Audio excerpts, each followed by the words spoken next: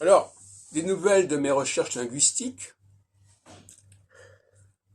J'ai montré que, d'une part, les particularités phonétiques ne sont pas gratuites, elles correspondent à une exigence morphologique, une exigence anthropologique. Et ça, c'est très important de ne pas dire, voilà, on prononce comme ça, bon, comme ça. Non, il y a un enjeu.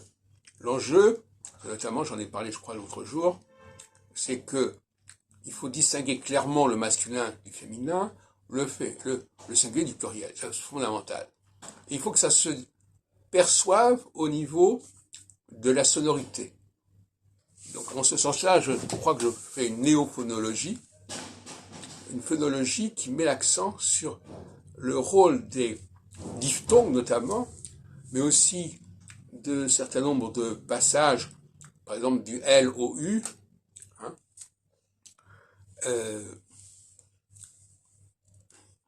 et je voudrais vous donner cet exemple. Il en français, quand on prend la question de la troisième personne du singulier, ou du pluriel, on a il et on a eux. Ce sont eux. D'ailleurs, curieusement, on dit elle pour le pronom personnel, mais on dit elle aussi à la place de eux. Donc, finalement, on dit tout le temps elle en français. Alors qu'en français, alors pour le masculin, on dit il au singulier et il au pluriel avec un S, mais aussi eux. Et à mon avis, il faut revenir au E, au EUX, et garder le il pour le singulier. Parce que, justement, là, on a un problème de phonologie. Le L, en français, devient un U, en quelque sorte.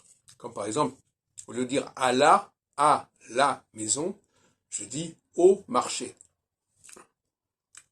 Au lieu de dire de la maison, je dis du marché. Je viens du marché. Donc, il y a bien un remplacement du S au U. C'est assez connu, mais pas, ça n'a pas été mis en évidence comme je le fais. Et donc, quand je me suis souvent plaint de ce qui, quand on dit il chante, au niveau phonique, on ne sait pas si c'est un singulier ou un pluriel. Par contre, si je dis il chante et eux chantent, eh bien, dans il, je sais que c'est un singulier, et eux, je sais que c'est un pluriel. Parce que le fait d'ajouter un S à il, c'est ridicule. C'est pas une solution.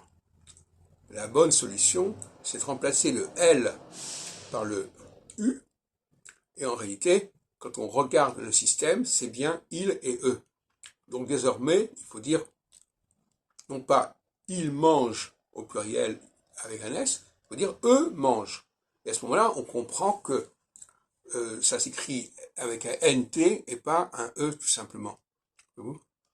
Voilà, bon, je vous donne d'autres exemples. Par exemple, volonté, la volonté, eh bien, la volonté c'est je veux EU. Le L de volonté disparaît, etc., etc.